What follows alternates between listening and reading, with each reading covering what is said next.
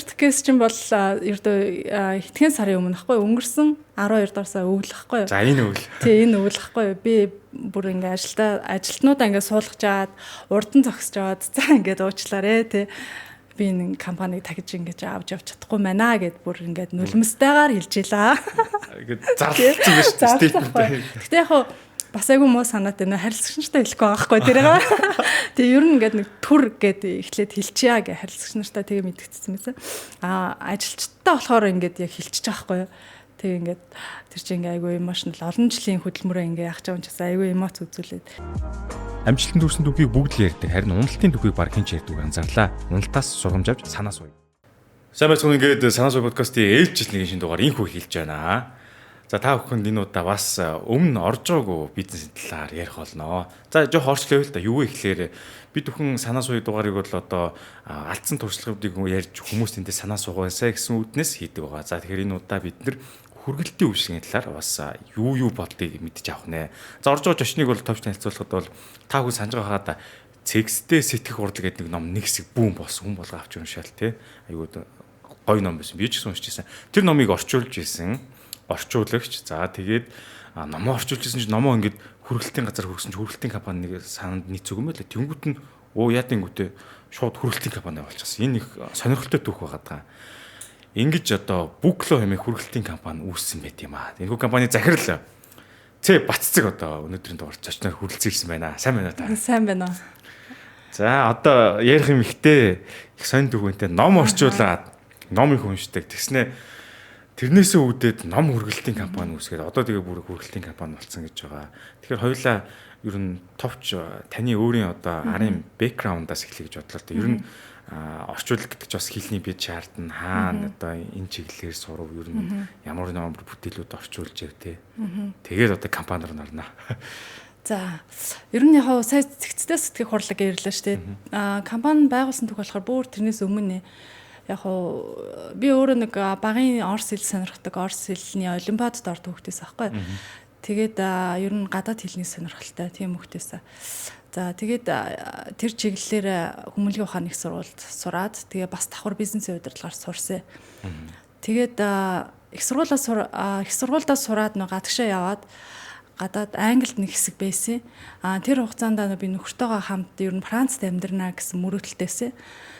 Тэгээд Франц хэл сурах шаардлага гарсан. Англид байхдаа ерөнхийдөө Франц хэл сурах шаардлага гарсан байхгүй юу. Тэгээд Франц хэл ингээд судалж явж агаад интернетээр голдоо нөгөө монгол хэл дээр ерөөсөө материал байхгүй учраас англи хэлээр одоо англи хэлнээс Франц хэл сурж эхэлсэн. Тэгээд ингээд сурж явах явцдаа за ер нь ингээд Монголд тийм нөгөө Франц хэлний ном бас айгүй ховор байдаг учраас энэ англи хэл дээр өөрөөгөө ингээд цуглуулсан материалуудаа орчуулад монгол хүмүүс зориулсан Франц хэлний ном гаргая, сурагч гаргая гэж зориод тэгээ анх Франц хэлний ном гаргаж ирсэн. Тийм тэгээд яг өөрөө Франц хэл сурж байгаа мөртлөө ном гаргаж ирсэн гэхээр хүмүүс жоохон гайхаад идэг. Гэхдээ тийм юм болсон. Тэгээд Франц хэлнийхээ номыг гаргачаад тэгээд дараа нь англи хэлний бас сурагч гаргаад дараа нь орс хэлний сурагч гаргаад ер нь ингээд нэг 3 хэлний сурагч гаргацсан байсан. Ер нь их сургуулаа төгсөөд удаагүй байсан шүү дээ. Тэгээд тэрийг би дараа нөгөө Монголд ирээд Францда амьдрах төлөвлөгөө маань жоох өөрчлөгдөд Монголда буцаж ирээд тийм тэгээд номнуудаа яг номын дэлгүүрүүдээр борлуулдаг байсан. Тэгээд номын дэлгүүр яг борлуулалт тодорхой хэмжээгээр мэдээж байгаа. Гэхдээ тийм нөгөө сансан хэмжээнд бас хүрэхгүй яг ингэ явдаг байсан. Тэгээд нөгөө магистрт дараа нөгөө юунд сурсан. Одоо удирдлага ихтэй байгаа тэнд бизнесийн удирдлагаар сурсан байхгүй. Тэгээд сурч төгсчөөд би ер нь өөрийнхөө номнуудыг одоо ингээд бизнесийн удирдлагын магистр болчихлоо шүү дээ. Тэгэхээр өөрийнхөө номнуудыг яаж борлуулах вэ гэд жоохон өөрөөсөө асуулт асууж үзээд тэгээд тухайн үед дөнгөж нөгөө фэйсбүүкийн юунууд бас нэлээд итгэвчжсэн үе байсан. Тэгээд фэйсбүүк шоп нэгээд номнуудаа тэрүүгээр борлуулад ерөнхийдөө онлайнаар борлуулад тэгсэн чинь айгүй сайн байсан. Тэгээд хүргэлтийн компанитай хамтарч эхлэхгүй юу. Тэгээ хүргэлтийн компанитай хамтарч эхлээд номнуудаа одоо тухайн хүргэлтийн компаниар хүргэлтээ хийлгээд Ингээ явж исэн чинь нөгөө над дээр айгүйх асуудлууд гарч ирсэн хөргөлтийн компанитай холбоотой захиалгууд манай очихгүй тий. Одоо өөрөө бас нөгөө бүтээгдэхүүн төрөө зардаг ярьжсэн шүү дээ. Тэгэхээр асуудлуудыг бас мэдчих ах ингээд хүмүүс над руу залгаж уурладаг ч юм уу тий. Миний ном ирсэнгүү төлбөрөө төлцсөн байна. Хаач ч уу яач уу гэд. Тиймэрхүү асуудлууд их гарч ирсэн. Тэгээд тухайн компанитайгаа бас нэг очиж ярилцаад ингээ асуудлуудаа шийдэх гээд нэлээд үтсэн л дээ. Тэгээд ерөнхийдөө бас нэг сайн сайжирч чадаагүй учраас би бас өөрөө бодоод ер нь яагаад ингээд энэ хөргөлтийн үйлчлэгээ яагаад юм хэцүү байгаа юм бэ? Ингээд юм гаднаас нь харахад бас ингээд зохицуулаа болчмоор юм шиг санагдчихсан байхгүй. Тэгээд за би ямар ч ч өөрөө жолоочтой болъё гэж номнуудаа хөргөлөх жолоочтой болъё гэж удаад тэгээд жолооч хүслүүд эхлээд ажиллаж эхэлсэн. За тэгээ явж байгаа за ер нь ингээд өөрөө номооч борлуулдаг хөргөлт чийдэг юм хөргөлтийн компани хосолсон компани байгуулъя гэж шийдээд тэгээ ер нь бол компани байгуулчихсан тий. Тэгээ ерөнхийдөө практикаас нэлээ үүдэлтэй. Тий. Ер нь ихэнхдээ энэ бизнес хаанууд ч бодит байдал амьдралаас ургадаг шүү дээ. Dropbox гэдэг үүдэн шүү дээ. Юм хадгалах зайхгүй ч тэгээ Dropbox компани байгуулдаг ч юм уу. Тэрнтэй адилхан сурангаа суралцаад ном бичдэг хүмүүс маань хөргөлтийн компани бий болгожээ тий. Франц хэл сурангаа суралцсан байх шүү. Энэ их зөв тактик шүү. Юм сурч дуусчаад энийг үлдээл худлаа идэм лээ. За ингэж явж байгаад хөргөлтийн компани байгуулсан. Таны компани ер нь одоо хэр хугацааг өнгөрөөж байна? Хэр удаан байв? Тэгэд эндээс цааш юу асуух чинь ихээр ер нь ингээд бизнес хийж байгаад уналт босд угаасаа биш үл байдаг шүү дээ тий. Тийм шүү дээ. Хамгийн хэцүү уналтын үе чинь юу вэ? Компани хэзээ байгуулад энэ явагдсан юм. Одоо ч 8 дахь жилдээ үйл ажиллагаа явуулж байна тий. За уналт гэвэл мэдээж ингээл алдаа оноо ингээл байнга л ээлжлэн шүү дээ. Нөө амьдрал чинь нэг жаргал зовлон ээлжилдэг шиг. Компани чинь тэгэл нөгөө уналт тосол тэгэл зовлон бэрхшээл жаргал янз бүрийн юм ээлжлэн. Гэхдээ яг ер нь нэг би компани байгуулснаас хойш 2 удаа яг за ер нь болигдоо гэж шантарч үзчихсэн. Тий. Эхнийх нь болохоор яасан бэ гэхээр байгууллагатад нэг 3-4 жил болж исэн. Тэгээд манад анхнаас маань ажилласан нэг тийм сайн ажилтан байсан байхгүй юу? Миний баруун гар гэж ярьдаг шүү дээ, тийм. Ерөнхийдөө баруун гарын айгуу тийм мундаг сайн ажилтан маань ажиллаж байгаад гинтхэн нөгөө хүүхдээ зөөх шалтгаанаар ажлаас гарахгүй юу? Тэгсэн чинь ингээд тийм ээ нөгөө тэр хүн ингээд манай бүх ажлыг авч явж исэн байна л да. Тэрийг нь болохоор яг тэр ажиллаж явах хугацаанд анзаардаг байсан. Тэгээд тэр хүн ингээ ажлаас гарсан чинь нөгөө доголдоод нөгөө хүрээлтийн ажилтнуудтай илүү ойр ажилладаг байсан юм байна тэр хүн тий. Тэд нарыг илүү удирдах чаддаг, тэд нартай илүү ойр харилцдаг, үйл ажиллагаа ингээ баддаг хүн байсан. Тэгээд тэр хүн гарсан чинь нөгөө хүрээлтийн ажилтнуудаа би өөрөө бас ингээ айгу сул байсан юм байна. Миний удирдах арга барил маань. Тэгээд тэрэн дээр асуулгаа үйл ажиллагаан дээр ингээ догол гараад тэгээ нэг тийм асуудал болж ирсэн. Тэгээд тэрний дараагаар айгүй жоохон тийм хэцүү байгаа. За ер нь баг шантраа болдог ч юм лөө гэсэн бодол бол орж ирж байсан. Тэгээд тэндээс яг гол нь яг юу ойлгосон бэ гэхээр ер нь компани гэдэг чинь нэг хүнээс эсвэл нэг харилцагчаас ч юм уу нэг бүтээгдэхүүн үйлчлэгээнээс хамааралтай байж болохгүй байна гэдгийг л айгүй сайн ойлгосон доо. Солонгоруулах хэрэгтэй. Тий, солонгоруулах хэрэгтэй. Ер нь ингээд бэ төлөвлөгөө байх хэрэгтэй тий. Тэр хүн гарвал яах вэ ч гэдэг юм уу. Эсвэл одоо нэг зарим газрууд яг ингээд нэг айгуу тийм том харилцагчтай хамтраал тэрнтэйгээ л ингээд одоо тэр компани хэрвээ тэднийхтэй хамтрахаа болох юм бол одоо орлого ашиг нь муудах ч юм уу тий. Ингээд хитрхи нэг юмнаас хамааралтай байдаг шүү дээ тий. Ер нь тэгэхээр энэ тийм байж болохгүй байна гэдгийг ер нь бол тэрнээс айгуу ойлгож ийсэн. За. Сайн кейс бол одоо надад их ойрхон санагдсан. Нэг хүн гарангууд үйл ажиллагаа доголж ингэж шүү дээ. Тэгэхээр та эндээс нүүн цаашдаа хүн угаасаа л орж гарна те. Явж бизнес тэгэхээр энийг системчлэх талаас нь ямар арга хэмжээ авсан бэ? Одоо хүн гарахад чинь дараагийн хүн орж ирэхээр бүх юм ойлгомжтой тийм чеклист ч юм уу, гайдбуктэй байх юм уу те. Тэр тал дээр яаж хийсэн бэ? Тий, наад системчлэх гэдэг үгийг чинь би одоо яг тэр мөчөөс эхэлж айгу. За ийм зүйл байд юм байна гэдгийг ойлгочихсон. Тэгээд бид нар ч одоо ингээл их сургууль 4-5 жил сураад бакалавр тэгээ дараа нь ингээ магистрт ингээ сурж хахад одоо бид нарын ингээд амьдрал дээр ерөөсөө хэрэглэх юм айгүй ховор тий. Сурсан юмнаас тий. Одоо ингээд бид одоо ингээ 8 жил ажиллаад ингээ явж явах хугацаа одоо л тий. За бизнес гэдэг чинь нэг юм бэ штэ. Ингэж хийх хэрэгтэй юм бэ штэ гэдгийг ойлгож байгаа хгүй. Тэрнээс ингээд бүхэлд нь олон жилээ ингээд сурахад уг нь бизнесийн удирдлага гэдгийг сурахад зарцуулчаад ерөөсөө юм мэдхгүй байсан юм байна гэдгийг ер нь бол айгүй ойлгосон. Тэгэхээр тухайн үедээ ч яг хуу би өөрөө залуу тий одоо яг энэ хэрэг болно шүү гэдэг утгаар нь ерөөсөө сураагүй юм билэ. Зүгээр ингээд дүн авахын төлөө ч юм те диплом авахын төлөө сураадсан юм билэ. Гэтэ яг тэр үед ингээд яг кey ажилтаа ингээд ажлаас гарчингууд тэрний яг дараахан би нөгөө Инх Батгой менторшип хөтөлбөрт хамрагдаад Инх Батгой одоо ментороор ментийн болоод тий Datacom ментийн болоод хэсэг явсан. Тэр үед яг манай нөгөө Инх Бат ментор ч юм бол яг систем ярьдаг хүн байхгүй. Тэгээд яг системийн тухай ойлголтыг надад зааж өгчээсэн. Компани бол ийм систем юм аа тий маш олон процессуудын нийлбэр болоод систем болоод тэр чинь одоо бид нар их сургуульд байхдаа одоо ингээд маркетинг ч юм уу тий нэг тийм одоо юуны P4P ч гэдэг юм уу нэг тиймэрхүү хэсгээс ингээд бизнесийн хэсгээс ингээд сураад өмцөм одоо чинь хүнээр болохоор хүний бие чинь ингээд нэг систем тогтолцоо байгаа даа штэ тэнгууд бид нар ингээд нэг илгээ ч юм уу бөөрөө ч юм уу үзээдсэн байгаа байхгүй. Тэнгүүд яг бизнес чинь бол яг тийм биш ингээд нэг систем тогтолцоо юм байна гэдгийг тэнд айгүй ойлгож авчихсан. Тэгээд тэрнээс хойш ер нь бол системийг нэлээд судалж байгаа. Тэгээ ерөнхийдөө одоо бол яг гайгүй байгаа. Тэгтэл би одоо ингээд бүхэлдээ 8 жил болчоод яг ингээд өөртөө амралт аваад явъя гэвэл бас хэцүү. Тэгэхээр одоо хүртэл системчлэг гэдээ үзэж байгаа. Тий. Ер нь бол зүг. Тий. За түрүүний асуултыг дахиад л асууч. Юу хоёулаа систем ярьлаа. Гэтэ яг тэр хүний нөөц дээр хүн гарвал дараагийн орж ирж юм та бэлдсэн тийм ноу хаач юм жоохон тип бүх юм байна. Тий тэр чинь одоо алдаанаас хүн чинь суралцсан шүү дээ тодорхой хэмжээгээр. Тэгээ ингээд гол юм нь юу вэ гэхээр одоо бүх процессоо эхлээд таних хэрэгтэй юм билээ. За манай компани яг ямар гол процессууд гэдэг тий.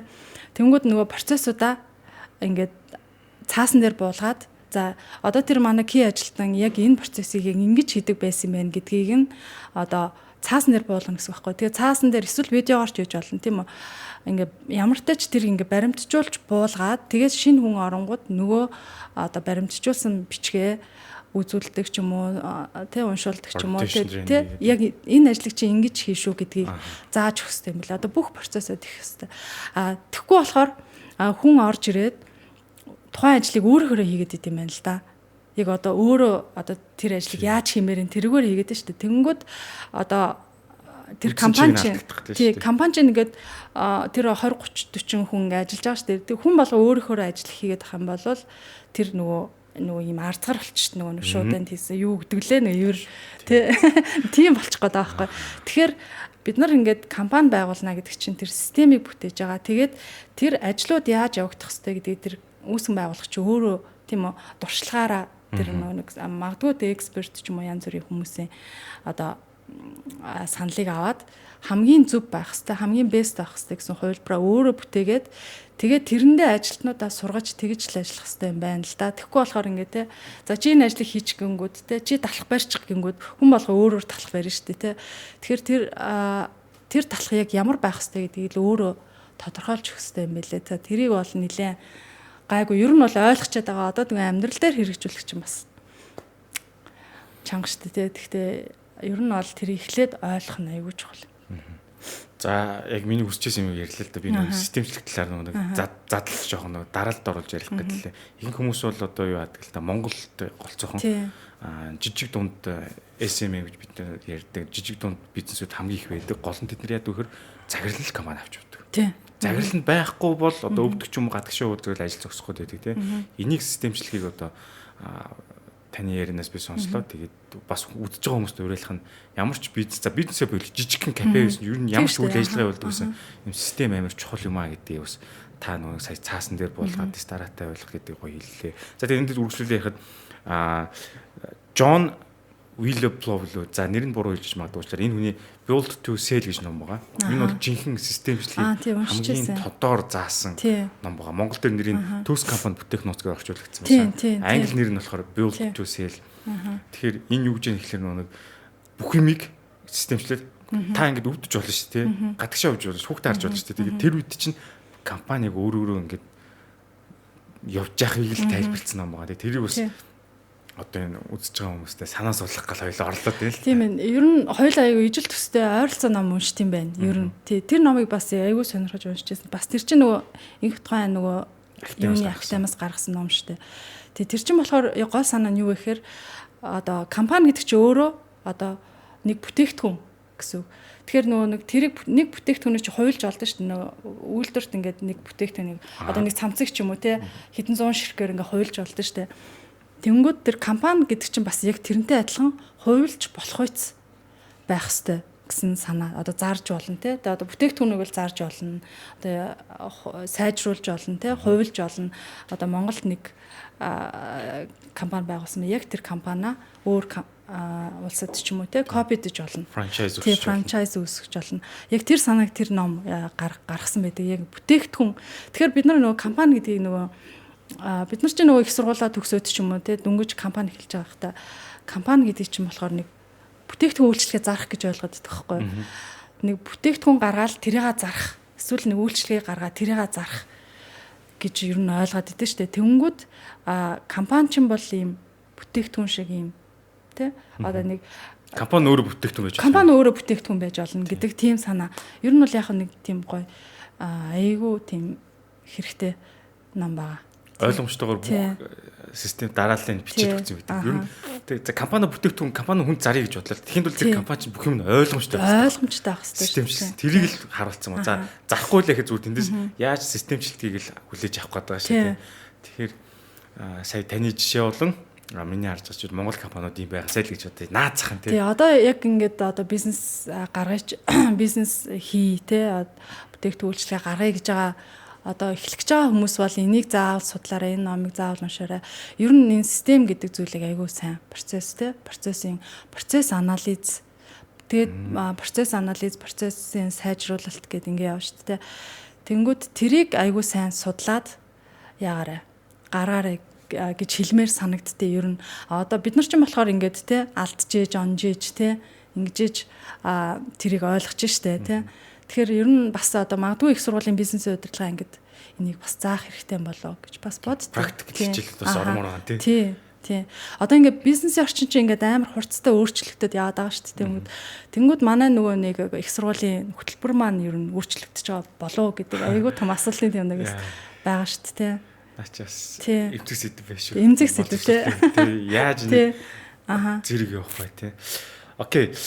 За сая бүгд дээр систем талаар л одоо дахиад компани талаар ярих гэж бодлоо. Сая манай зочин Бат цэцэг маань хэллээ л дээ. 2 удаа ингэ шантраад компаниасаа болоод эхний кейсээ хэдүүлээ сонслоо. Ажилтнаар гарсан. Хоёр дахь кейс нь юу вэ? Хоёр дахь кейс чинь бол ердөө хэдхэн сарын өмнө ахгүй өнгөрсөн 12 дуусаа өвлөхгүй юу? За энэ өвл. Тий энэ өвлөхгүй юу? Би бүр ингэ ажилтнуудаа ингэ суулгаж аваад урдан зогсож аваад за ингэ уучлаарэ тий. Би нэг компаниг тагж ингэж авч явж чадахгүй байна гэд бүр ингээд нулимстэйгээр хэлж илаа. Ингээд зарлцсан биш стейтмент. Гэтэ яг бас айгүй муу санаатай нэ харилцагчнартай хэлэхгүй байхгүй тэрийг. Тэгээ ер нь ингээд нэг түр гэд эхлээд хэлчихье гэ харилцагчнартай тэгээ мэдгэцсэн байсан. Ажилчдаа болохоор ингээд яг хэлчих жоохгүй юу. Тэгээ ингээд тэр чинь ингээ айгүй эмошнл олон жилийн хөдөлмөрөө ингээ яах чам часаа айгүй эмоц үзүүлээд тэгээ хэлжсэн. Тэгээд тэр боли гэдэг шийдвэрээ ингээд дотооддоо гаргачаад гэхдээ харилцагч нартай болохоор яг ингээд юуны бол бас яг сая өнгөрсөн үйлчлэн гэсэн юм манайх ч нэг хүргэлтийн үйлчлэгээний компани учраас олон жолооч нар байдаг одоо машин техникээр ихэнх ажил маань нугларж байгаа шүү дээ тий. Тэнгүүд сая өнгөрсөн үйлчлэн түүхэнд байгаагүй айгүй хөдөө үйл болсон. Тэнгүүд өглөөд ингээ машинууд маань ингээ асах байдал дээр айгүйх асуудлууд их гарсан. Тэгээ тэрнээс гадна сая чинь нөгөө манай төр засагчийн нөгөө одоо хүргэлтийн компани одоо бид нар шиг ийм хүмүүс энэ доор нь байдаг гэдгийг ерөөсө мэддгүй мэлээ шүү дээ. Ингээл шууд л дугаар хязгаарлалт гээл те. Нэг 2 хоногийн өмнө зарлаж байгаа хгүй баг 2 3 хоногийн өмнө. За 3 хоногийн дараанаас дугаар хязгаарлалт. Тэгээ тэр нь болохоор ингээ бүтэн сар ч юм уу те. Тэгээд бензиний хомсдлосоо өвлчин болсон. Бензинээ бид нар ч нөө бензин авах гэж баг бүтэн өдрөө очролж иж бензин авч байгаа хгүй. Тэгээ гэх мэтчлэн ингээд нэг тийм макро эдийн засгийн гадаад хүчин зүйлүүдээс шалтгааллахгүйгээр ингээд асуудлууд гарсан. Тэр асуудлууд ганцхан манай компани дээр шиг мэдээж олон компаниуд дээр л байгаа л да. Гэхдээ яг би яагаад ингэ шантарсан юм мэдгүй магадгүй бусад компаниуд илүү бэлтгэлтэй ч юм уу те эрсдлийн менежменттэй байсан байх. Тэгтээ манай компани дээр бол нэлээд хүн туссан. Тэгээ миний хувьд бол нэлээд хүн тусаад ер нь за би ер нь чадахгүй байна гэж санхүүгийн хувьд бас хэцүүсэн байна. Тэгээ санхүүгийн яг санхүү гэхээс илүү нөгөө үйл ажиллагаа процессыг удирдахад айгүй хэцүүсэн. Аргагүй. Тий, тэр чинь одоо ингээд зарим хүрээлтийн ажилтнууд маань офис руугаа ирж чадахгүй байхгүй нөгөө манай офис чи яг нөгөө хотын төвд учраас нөгөө дугаар хязгаарлалт ячаар чинь тий ингээд зарим ингээд ирж чадахгүй ч юм уу тий. Тэнгүү тэр процесс тэгээд нөгөө үйлчлүүлэгч хэрэглэгчд маань болохоор тэрийг ойлгохгүй байхгүй. Миний захиалсан бараа өнөөдөртөө ирэх хэвээр эсвэл нөгөө харилцагч нар маань те та нар энийг хугацаанд нь өргөсөн үгүй гэдэг шаардлага тавьсан хിവэр байсан боловч бид нар нөгөө процессыг удирч чадахгүй. Тийм байдалд гадаад нөхцөл байдлыг тооцоогоор тий юм өсөж штэ тий. Тэгээ манай тэрний чинь нөгөө өнгөрсөн зунчин бас ингээд яг манай компани чинь тэр хавар үер болоод бид нар чинь бүр офисоос гарч чадахгүй завьар гарч ирсэн аахгүй. Тэгэхэд бас нэг 3 4 хоног тэгж зогсож ирсэн. Тэгэхэд бас яг тэрийг мэдэрчээсэн аахгүй нөгөө харилцагч яг зарим ойлгож байгаа харилцагч нар байгаа. Тэнгүүд тэрийг ойлгохгүй харилцагч нар бас нэлээд байсан. Тэгээд бид нар чинь нөгөө юм хүргэлт их мантай өөрсдөө те офс руугаа тэр үеэр чинь тэр яг манай тэр хавар чи замын цагтаа нөгөө тог мог тасраад тэгээд айгүй тийм хэцүү үед өнгөрсөн жил бас болсон шүү. Тэгээд манай компани хувьд болохоор тийм өсөлт айгүйх үзүүлсэн айгүй сонио. Нөгөө захиалгын тоо айгүйх болсон байхгүй. Тэнгүүд нөгөө нэг ачаалаа бас ингээд яг тийм хэцүү үед тэрийг ингэж удирдах менежмент хийн гэдэг чинь бас айгүй чадвар шаардахаар байсан. Тэгээд жоохон шантарсан. Тэгээд яг ингээд болигээ гэдгээ хэлчихэд нэг хэд хоногийн дараа те нэг ингээд хүн болигээ хэлчингүүд ингээд ачаа авагдчихж байгаа шүү дээ хүнээстэй хөнгөрөө авчих байхгүй. За ингээл нэг харилцагч нартайгаа тоосон юмнуудаа дуусгаал ингээл гоё амрандаа гэж бодоол. Тэгэл нэг 2 3 хоног тэр бодлын өөрчлөлт ингээл байж байгаа байхгүй ингээ гоё ингээ хөнгөө. Тэнгүүд тэгээд нэг хэд хоногийн дараанаас үгүй би нэг 8 жил ингэсэн. Тэгээд миний ядчих миний компаниг ингээд хүмүүс ингээд сонирхоод тэгээ захиалга ийм их байхад те үйлчлүүлэгч ийм их байхад би ингээ болж болохгүй байна гэд. Тэгээд за одоо би яг ингээд харилцагч нартаа дугаар хязгаарлалт ингээ дуусгаар манайх эхэлнэ гэж хэлье гэд дахиж шийдвэр гаргаад тэгээ хэлээд тэгээ тэр хугацаанд ингээ бодож тунгааж байгаа юм л да. За юун дээр алтчуу яа чи юу ч үгээд те. За ерөнхийдөө нэг тийм процесс болсон. Сэргэлт авсан биз дээ. Сэргэлт авсан. Ачаага хөнгөснө. Би ч нэгэ те. Яг юунаас инспирэшн авав? Ер нь ийм блэ. Одоо энэ компани гэдэг чинь ингээд бүхэлд нь 8 жил тэрийг ингээд аваа явцсан гэхээр компани гэдэг чинь бид нарын яг хүүхд шиг болчиход байгаа байхгүй. Тэгээ бид нар чинь ингээд хүүхдтэйгээ хэдий ууралдаг ч гэсэн те чи зайлгээ явуулдаггүй шүү дээ. Тэрэн шиг ингээд яг ингээд за боллоо те би чамаас ингээд нөхрөөсөө саллаа гэж 3 хоногийн дараа те ингээд санаа өөрчлөө. Яг тэрэн шиг юм лээ. Яг ингээд миний хүүхд шиг болцсон байд юм бэлээ ер нь. Тэнгүүд ингээд салж чадахгүй тийм болцсон байд юм бэлээ. Таашаа хэллээ шүү дээ. Ажилтаа бүгдийн цагс урдан зогсоож байгаад ингээд нөлөөстэйгээр хийсэн гэж шүү дээ. Боллоо. Тэгэд ер нь хүмүүс чинь яаж хүлээж авч ирсэн тэр үеийн хариу урвал юу вэ? Тэгэхээр яг хөө тэнд дунд чи бас янз бүрийн хүмүүс байгаа тий. Тэнгүүд зарим нь ингээд надад цуг уйлдаг ч юм уу тий. Зарим нь болохоор мэдгүй одоо нэг тийм юу үзүүлэхгүй ч юм уу тий. Тэгээд дараа нь ингээд бид нар ингээд сарын дараа ч юм уу тий. Сар гарны дараа буцаад ингээд эхлэн штэ. Тэр чинь бас дахиад шинээр эхэлж байгаа байхгүй. Тэнгүүд яг тий яг манай компани гэсэн сэтгэлтэй ч юм уу тий. Буцаж ирдэг ч юм уу тий. За нэг тэг одоо магадгүй миний буруудаа би ингээ өөрийнхөө сул талыг харуулчих жоохгүй те. Эсвэл өөрийнхөө компани ирээдүйд өөрөө итгэлгүй гэдгээ ингээд зарим хүмүүс за энэ захирал итгэхгүй байгаа юм чинь би бас энэ компанид итгэхгүй ч гэдэг юм уу те. Тиймэрхүү бодол орсон байж магадгүй. Зарим нь бол буцаж ирээгүй. Тэгээ зарим нь бол ихэнх нь буцаж ирсэн. Харилцагч нар ч гэсэн ялгаагүй мэдээж ингээд манай компани тэр хүмүүсийн хүргэлтийг ингээд нэг сар гарan ч юм уу хийж чадхааргүй болж байгаа шүү дээ. Тэнгүүд зарим нь ингээд өөр компанитай хамтраад явсан. Тэгтээ ихэнх нь айгүй гоё буцаад ирсэн. Тэрэнд маш их баяртайгаа. Буцаж ирсэн хүмүүстэй баярлалаа. Тэг баярлалаа. За сая та ингээд ярианд ирсэн ингээд өөрсдөөс хамааралгүй гадаад хүчин зүйлээс хамаарч ингээд ажил зогссон, систем доолцсон гэж байна шүү дээ. Тэгэхээр одоо миний асуух байгаа асуулт нь хүргэлтийн компаниудыг дугаар хязгаарлалтаас чөлөөлнө гэсэн юм байдаггүй юм уу? Засгийн газар төрөөс. Байхгүй шүү дээ. Тэр засгийн газар чинь хүргэлтийн компани гэж байдгийг ч мэдэхгүй шүү дээ. Ийм л ус амьдарч байгаа шүү дээ. Одоо нэг Америкээс нэг маань нэг танилуул хэлж байгаа тийм. Монгол бизнесийн гэдэг бол цементэн дээр цэцэг дарихыг хэлдэг юм шиг хэцүү туулж лээ. Тэгэхээр хүнсний үйлдвэрлэл одоо би тэр нэг тухайн үеийн өдөр тэмцэх санахад хүнсний үйлдвэр бол ахуй хэрэглээний үедийг шөнийн тэтэс цаг гэж хөрвүүлэх тийм захимж гараадсан. Тэр мөр хамаагүй гэлгүй. Ер нь яг нэг кодын үеэр чинь нэг яг тэгсэн шүү дээ. Нөгөө хүнсний чиглэл ч юм уу те яг тийм өргөн хэрэглээний бараа хүргэхийг л зөвшөөрчээсэн. Саяны хязгаарлалтаар үл тийм байгаагүй. Дашраар нь ингээд те яг 50% нь яаж байгаа хгүй те хязгаарлаж байгаа шүү дээ. Эн чинь одоо тэр чинь. Тэгэхээр яг нөгөө манай нөгөө шийдвэр гаргаж байгаа хүмүүс маань магадгүй хүмүүс нөгөө машина зөвхөн хувийн хэрэгцээндээ ч юм уу те ингээд ундаг л гэж ойлгоод байгаа шиг байна. Тэрнээс тэрүүгээр ингэж ажиллаа явуулдаг, амжиргаагаа залгуулдаг хүмүүс байдаг гэдгийг яг хав тооцоолоогүй, тооцоолох тийм ур чадвар хангалтгүй л байна л да. Одоо нөгөө нэг тухайн үед нэг зарлах гэж хэлсэн шүү дээ.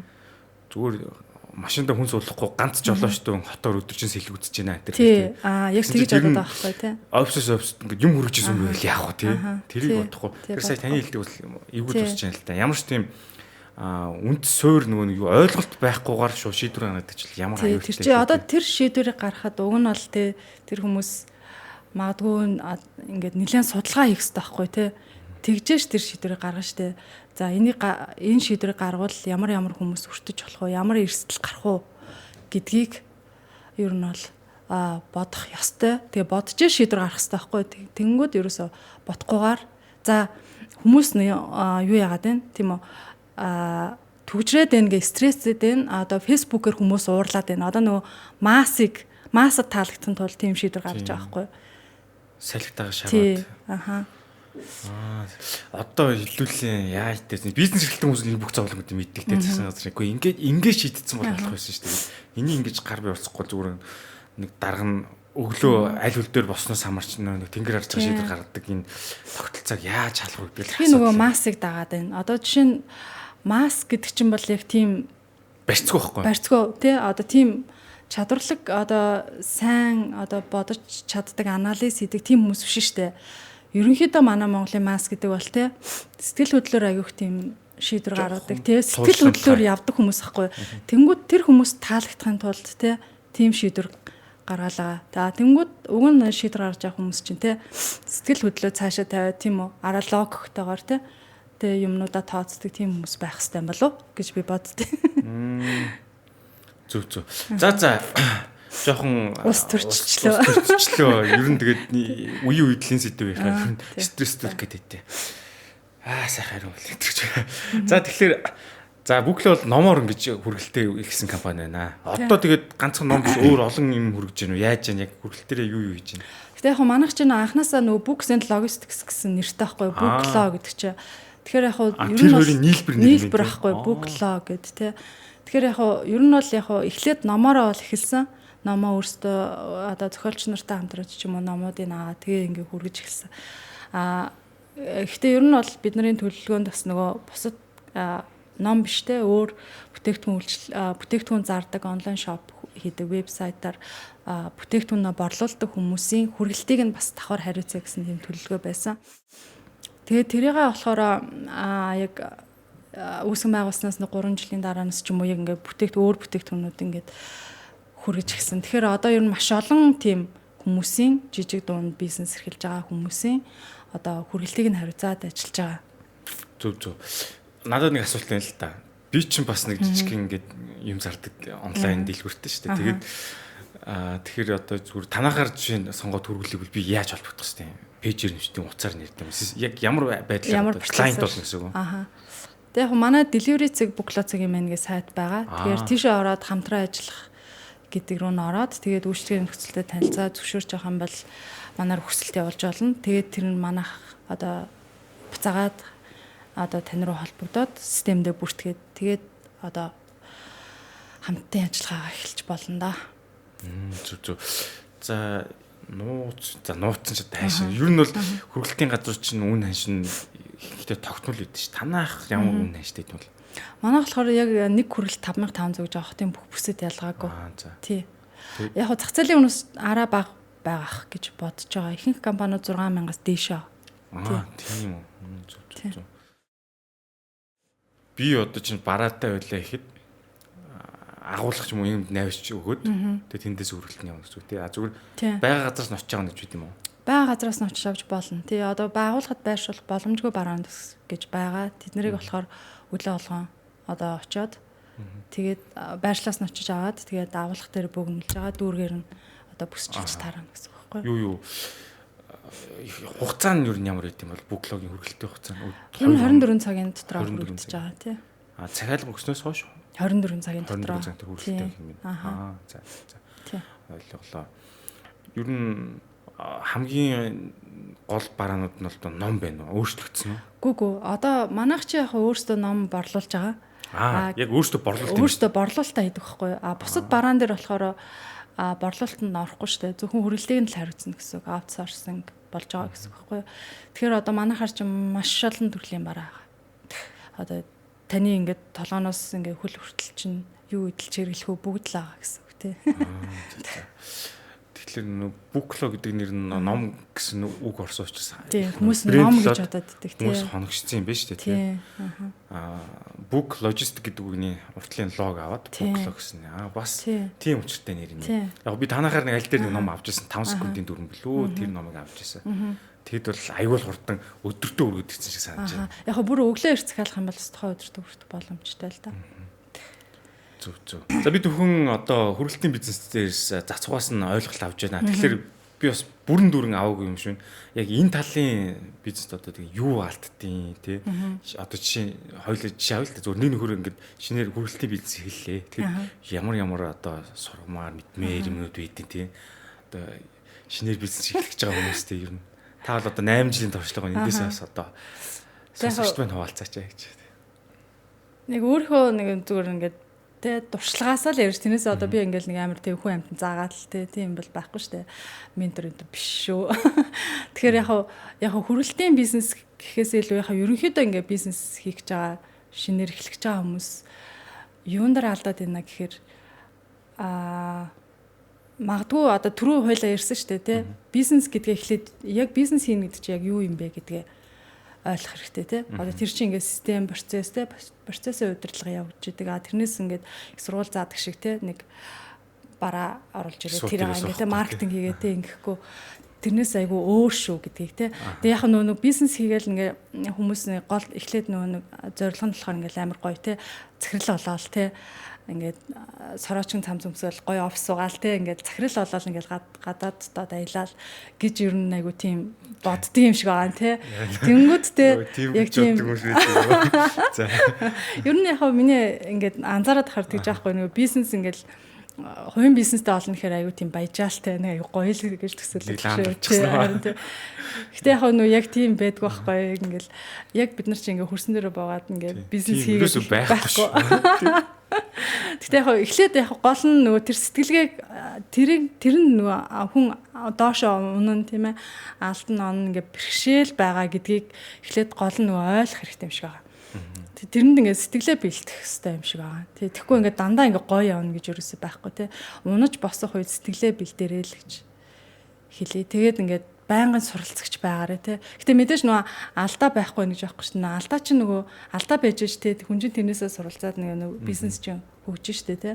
Тэгэхээр нөгөө алдаа дутагдал тийм юм мэдээж байна. Гэтэ мэдээж нөгөө бүр ингээд би яг нөгөө подкаст юунууд бас их сонсдог л доо.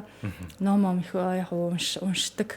Тэнгүүд яг тэндээс яг бизнес эрхлэгч нар ингээ юу гэж хэлдэг вэ гэхээр гол миний авч үлдсэн юм гэхээр чи ингээд эрсдэл мэдээж гаргаж тийм ингээ алдаа гарна тэрийг ингээ тооцоолаа гэхдээ чи нөгөө одоо ингээ дампууртлаа ч юм уу те хэрвээ чи энэ алдаа гараа бүтэхгүй бол те чиний бизнес ингээ доголдохгүй хэмжээнд байнга ингэж юу шин ингээ санаагаа хэрэгжүүлэх ч юм уу те тэрийг ингээ нөгөө бизнес чинь доголдохгүй хэмжээнд дандаа хийж аваарай хитрхи эрсдэлтэй битгий хэрэглэх нөхцөлбөртэй одоо бие хэлбэр заавал байх хэрэгтэй тий. Тэгэхгүй ингээ бүх юмаа шахаад тий. Бүх юмаа ингээ шахаад одоо тэр ингээд хийсэн юм нь бүтлгүүтэх юм бол тий. Тэр бизнес бүр дампуурах хэмжээнд ч юм уу амьдрал чинь ингээ одоо сэхгүй хэмжээнд тийм хэмжээнд битгий эрсдэл үүрээрээ гэсэн тийм яг нөгөө бизнес хийгээгүй мөртлөө ментор болсон хүмүүс идэв штэ эсвэл багш болсон ч юм уу те. Тийм хүмүүс чинь ингээл айгу гой зөвлөгөөнүүд өгдөг штэ одоо эрсдэл хийж гэдэг юм уу те. Эсвэл ингээд өөрийнхөө дуртай юм хийж гэдэг юм уу те. Айгу гой зөвлөгөөнүүд өгдөг л та. Гэхдээ яг ингээд бизнес хийгээ чанагдсан хүн болохоор араа өөр зөвлөгөө өгдөг шиг байгаа. Тэгэхээр яг ингээд дуртай юм хийж болно тийм үү. Гэхдээ тэр бизнес хийнэ гэдэг чинь чиний тухай асуудал биш байхгүй юу? Чи тэр нь мянга дуртай байж болно. Бусад хүмүүстэй чиний тэр бүтээгдэхүүн үйлчлэгээ авах гэдэг хүн тэр хүмүүс чиний тэр юм чинь таалагдах уу? Ах уугүй те. Чиний тухай биш шүү дээ. Одоо бизнес би дуртай юм хийгээд байж болно. Гэтэ тэр бусад чиний бүтээгдэхүүн үйлчлэгээ авах гээд байгаа үйлчлүүлэгч чинь тэр таалагдах уугүй юу гэдэг. Тэр бусад хүмүүсийн тухай ахгүй юу. Тэнгүүд ингээд нөгөө хүмүүс ч аяг гой зөвлөгөө өгдөө шүү дээ. Дуртай юм хий, хоббигоо бизнес болгох ч гэдэг юм уу те. Тэр бол нэлээд бодох хэвээр асуудал юм уу гэж би боддог. Оо та гоё хэллээ. Бүр нэг затансан газар яг тийм кейс үүдэг байхгүй. Одоо чи нэг аппликейшн хийж байгаа программистууд байгаа байхгүй. Маш бонтон ярьчихад. Тэгээ аппликейшн гээл бүр баярлаад ямар гоё аппликейшн авчихвал. Тэгэд нэг нөхөр чи наата хүмүүст үзүүлсэн гэдэг бүх өөрийнхөө яг адилхан програмчтай хүмүүс рүү болцсон байна. Тэд нэр адилхан сэтгэж байгаа байхгүй. Програм кодлаас хараад чинь юу ч мэдгүй ингээ хэрэглэстэнгүүд нь энэ ямар муухай тэмдэг аппликейшн энийг хэрэглэхгүй гэдэг тэр фейлдэж байгаа хгүй. Тэрдээ адилхантаас баабл дотор байхыг ярьлаа шүү дээ. Өөрт нь л гоё байгаад байдаг. Тий. Дуртай юм хийгээл, хоббигоо хийгээл яг уу тий. Мэдээж хүн дуртай юм хийвэл кафе аавна. Гэхдээ бизнес хийж байгаа бол араа өөр хандлага байх хэрэгтэй гэж би боддог тий. За өөр ямар гоё тип бэ? Яг уу бизнес одоо бизнес хийж байгаа хүн тий CEO хүн бол тэр хүний хийх ёстой гол ажлын нэгэн байнга суралцах штэ. Ер нь бол би бол тэгж боддог. Тэр суралцах гэдэг зүйлийг өөрийнхөө хийх ёстой ажил гэж авч үзэх ёстой гэж би боддог. Яа тэгэхээр чи өөрөө хөгжиж нэг компани хөгжиж штэ тий. Тий. Тэгэхгүй болохоор нөгөө бид нар чи нөгөө өдөр тутмынхаа тий өдөртөө ажиллаж гарч чадахгүй. Өдөр тутмынхаа ажлыг хийгээл байх юм бол тэр бизнес ингээд яг тодорхой хэмжээнд оршин тогтно. Гэхдээ хязгаарч хөгжихгүй гэж 5-10 жилийн дараа боддог тий. Хоцрогдсон байдаг тий. Тэрийг бас айгүй мэдэх хэрэгтэй. Ингээ нөө өдөр тутмын ажил хийх хэрэгтэй. Одоо бусдад өгч болох ажлууд гэж байна шүү дээ тийм үү. Ер нь бол яг би болохоор одооноос ингээд хэрэгжүүлж байгаа юм юу вэ гэхээр ингээд өөрийнхөө өдөр тутмын ажил дээрээ нөө жоохон анализ хийж байгаа. Би яг өглөөнөөс эхлээд ажил дээр те би яг ер нь бол яг өглөө 7:30 гэж ажил эхлээд өдөр 1 гэж дуустдаг. Ер нь бол яг хагас өдрөөр ажилдаг гэсэн. Тэнгүүд яг би өөрийнхөө тэр цаг хугацааг яг юун зарцуулж байгаа дээр нэлээд анализ хийдэг. Тэгжээч тэр миний хийж байгаа зүйлсээс тийм үү бусад хүмүүс рүү даалгах ч юм уу те бусад хүмүүс миний оронд хийх боломж байна уу гэдгийг хараад тэгээ ерөнхийдөө яг өөрийнхөө зайлшгүй хийх ёстой юмудаа л тэрнээс бусад хүмүүс хийж болохоор зүйлээл бусад өгье гэсэн тийм ерөнхийдөө хандлага байгаа. Гэхдээ яг миний зорилго бол юм штэ. Бизнесээсээ ер нь гарах зорилготой байхгүй юу? Үйл ажиллагаанаас гарах зорилготой. Юу ажиж тий. Ойлголоо. Гэхдээ бас та сая таны ярин дээр гэж штэ тий. Бусдын хийж чадах ажлыг бусд өгнөд чинь юу ажиж өөртөө сэтгэн бодох цаг гаргаж өгч штэ. Тий, бодох суралцах цаг. Тий. Яг ер нь ингээд мэдээж ингээд өдөр тутмынхаа одоогоор л яг би бас 8 жилд чинь хүүхдэр бол нэг бага насаа өнгөрчлөө шүү дээ тийм үү. Тэгэхээр ер нь цаашдаа бол би ингээд өдөр болгон үйл ажиллагаанд орохгүйгээр тий магадгүй нэг 7 хоногт нэг сардаа нэг удаа ч юм уу тий очиж хяналт тавьдаг тий одоо датануудаа хардаг ч юм уу тий тиймэрхүү маягаар ажиллаад ер нь өөрөө ингээд бизнесээс гарах зорилготой байхгүй юу өдөр тутмынхаа ажлаас. Тэгээ ер нь бол тий одоо гарах нь жоохон үйл ажиллагаанаас гарна гэсэн үг байхгүй. Тэрнээс зарна гэсэн үг тий. Тэгээ ер нь бол тийм зорилготой байгаа. Тэгээ тэрний төлөө л одоо явж байгаа. Тий. За саяхан ирсэн нөгөө үйл ажил бизнесээс гарах гэдгийг нөгөө тайлбарлаач чинь нөгөө зөв өдөр тутмын ажлаас өндөрлийг цэвэр өдөрдох тэ ирээдүйн стратеги төлөвлөлтөө хийхдээ анхаарна л гэж ярьж байна. Ер нь нэг CEO гэж хүн юу хийх ёстой тэрийг л хийх ёстой. Яг одоо манай чинь Баццгийн ярьсан энэ хүү яриаг бол одоо Монголын ихэнх сионуудаас мөрөгдөг. Гэтэ энд хүрч чадахгүй байгаа тийм. Хэцүү. Ер нь бол чанга шүү дээ. Яг амьдралаар чанга тийм. Хайчууд юм унах гал. Гэтэ тэрний төлөө байнга өдөр болгон явах юм бол чи нэг л өдөр магадгүй тэндээ хүрнэ гэж болно шүү дээ тийм. Тэгэхгүй тэрний төлөө явахгүй байх юм бол магадгүй өдөр тутмын та зурлаад хизээж гарахгүй шүү дээ. Тийм. Та бол одоо их гоё сэдвүүдийг хөндлөлтөө тийм. Нөгөө нэг яг ингээд SEO хөгжих замаа харангуйтаа стратеги тодорхойлоод өдөртмөн ажилд орохгүй нэг л айгүй чухал байхгүй. Энийг гоё ойлгууллаа. Тэнгүүд эндээс дараагийн асуудал гарч байгаа нь юу вэ гэхээр ер нь SEO хүн яаж хөгждөг. Тэгэхээр та ингээд ном орчуулж ирсэн, ном гаргаж ирсэн, 3 хэл дээр сурах ч гэсэн байна. Өөр ном тэгээд ер нь яаж хаанаас ямар ном уншиж одоо хөгжиж байна. Ер нь таны одоо энэ бизнесийн заавал нөлөөсөн сонирхолтой гоё номууд юу гэсэн. За яг би ер нь яг энэ подкаст би өөрийнхөө туршлагаас хуваалцаж байгаа шүү. Тэрнээс би тийм юу ментор биш шүү гэдгийг дахиад хэлж. Яг зүгээр миний өөрийн туршлагаас харахад бол яг SEO гэдэг хүн бол те бизнес үүсгэн байгуулагч байнга суралцж явах хэрэгтэй. Тэгээд би бас өөрөө Аацтай ингээ номтой холбоотой бизнес хийдэг болохоор бас ном унших номтой илүү ойрхон байдаг учраас ингээд байнгын унших дадалтай байдаг. Ер нь өөрөө чинь сая асуусан асуултан дээр яг ямар ном нөлөөлсөн бэ? Яг тэрэн дээр юу гэж хариулах вэ гэхээр Дейл Карнегийн номнууд эд ч тийм ээ. Маш бусдаа хэрхэн яаж харилцах уу? Харилцааны номнууд эдэг. Тэрийг би бүр багтаа уншижсэн, оюутан багтаа уншижсэн. Тэр бол миний амьдралд нэлээд нөлөө үзүүлчихсэн. Одоо хүнтэй яаж харилцах уу? Яаж сонсох уу? Тэ тухайн хүнийг ойлгох. Магадгүй одоо тэр бол одоо хүртэл ингээд бизнес дээр хэрэг бол байгаа. Тэгэхээр ингээд гомдолтой харилцагч ингээд залгалаа гэж бодоход тийм. Магадгүй тэр хүний асуудал нь тэр өөрийнхөө гомдлыг хин нэгэн гаргах байж магадгүй шүү дээ тийм ээ. Магадгүй тэр асуудлыг шийдэх нь хоёрдугаар асуудал. Тэр хүн гомдж байгаагаа зүгээр ингээд хин нэгэнд хэлмээр байгаа тийм үү. Тэнгүүд бид нарын алдаа болохоор нэг тэрийг ингээд сонсохгүй тэгээд өөрийгөө өмүүлээд ч юм уу тийм. Бидний алдаа биш ч тийм ингээд нөгөө инстинктээрээ те ингээд өөрөөсөө түлхэх ч юм уу. Тиймэрхүү маягаар ингээд айгүй хариу үйлдэл үзүүлдэг шүү дээ. Тэрэн дээр ингээд бодох те ингээд тэр хүнийг сонсох, ойлгох тэр чадварууд айгүй сайн. Тэр номыг л ер нь хүн болгон уншаасаа гэж боддог. Дараагийн өөр нэг ном гэхээр одоо Success сэтгэх хурлаг гэд түр өөр чинь хэлжсэн шүү дээ. Тэр ном бас одоо ялангуяа манай монгол хүмүүс нэлээ унших шаардлагатай гэж би бодож байгаа. Бодлын төрөгдлөөс төрөгдөл одоо бид нар ч ингээд байнга төрөгдөж амьдарч байгаа байхгүй. Ингээл тэ сошиалыг хаар ингээ ямар амар юмд хитрхи сэтгэл хөдлөлөөр хандж जैन тэ.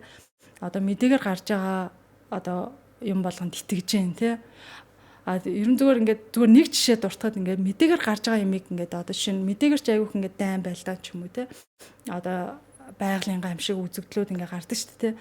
Тэнгүүд хүмүүст мэдээгээр гарч байгаа юм ингээд айгүйх болоод байна. Нин тэнтгүү болоод байна гэж бодоод идэх байхгүй юу ингээд мэдээний төрөлт гэж бас тийм дотор бүр ингээд бүхэл бүтэн сэдв байгаа. Тэнгүүд тэр мэдээгээр гарч байгаа юм чинь байнга болж байгаа гэсэн үг ерөөсөө биш. Тэр зүгээр ингээд харин хамгийн бага болж байгаа юмыг мэдээгээр гаргаж байгаа байхгүй тий. Тэнгүүд хүмүүс ингээд манай дэлхийн ертөнц амар их дайн байлдантай амар их байгалийн гамшигтай одоо ингээд бараг л ингээд ертөнц биднээс бараг хариугаа авах гэдэг юм ч гэдэм үү тий.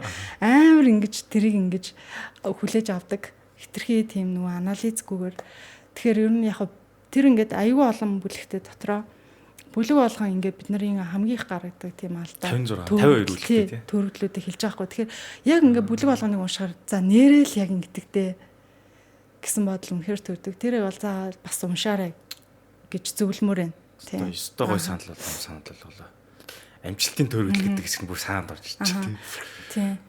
Гоё ном.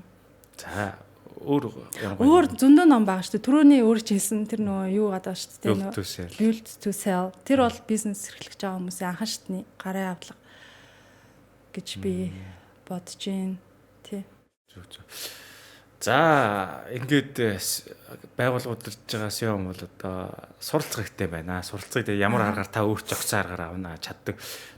Миний хувьд гэх юм бол унших байдаг тий. Тэгэхээр хүн болго өөртөө тохирсон аргаар авдаг баха.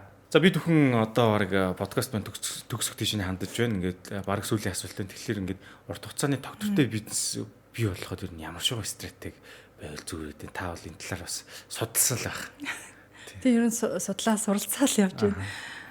За магадгүй яг уу миний яг уу баримтлагдаг стратеги гэх юм бол ер нь байнга сайжирч явах хэрэгтэй гэж боддог.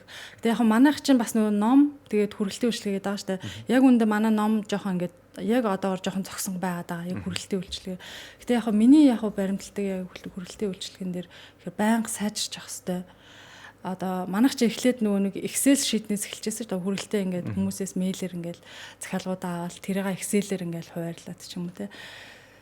Тэгэж эхэлжсэн байхгүй бидний үйл ажиллагаа чи. Тэгээд ингээд байн сайжруулах одоо ингээд сүүл ингээд програмтай болоод програмаа ингээд байн одоо сайжруулна, байн шинжилэлт хийж байгаа. Тэгэхээр ер нь бол яг нөгөө нэг сайжралт, байнгын сайжралт заавал шаардлагатай. Ямар ч өөрчлөгдөхгүй бизнес мөхж байгаа шүү дээ. Одоо ялангуяа нэг бизнес амар хурдтай ийм өөрчлөгдөж байгаа үед бизнес дагаад өөрчлөгдөж явах хэрэгтэй. Таны сэтгэлгээ бас өөрчлөгдөж явах хэрэгтэй. Тэгэхээр ер нь сайжрах хэрэгтэй, өөрчлөгдөх хэрэгтэй л гэсэн стратегтэй байна да. За энэ шилжилтийн бахан AI гарсан үед л тасралтгаас суралцаад та өөрчлөгдвөл компани чинь дагаад өөрчлөгдөх нэ жижиг дунд бизнес эхлэх. Тэрийг бол хэлж байна те. Өөрчлөгдөхгүй бизнес үгтгэ гэж сая хэллээ. Үгтэг жишээнүүд зөнд байгаа шүү дээ. Үгтгөө л гэж байна те. Сая одоо энэ подкаст дэтэм үгөөлаа. Сэтгэл хаамж болохгүй. Тий. Зөв. За ингээд бид хүн Bookloo компани гүйцэтгэх захирал Баццэгтэй инхүү өнөөдрийн дугаарыг ярилцлаа.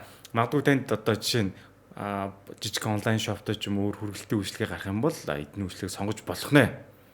Сайтаар н орон шууд хандаад их юм байна. Би яагаад санал болгож юм хэрэг зах зээлийн үнээс арай бага юм бэ.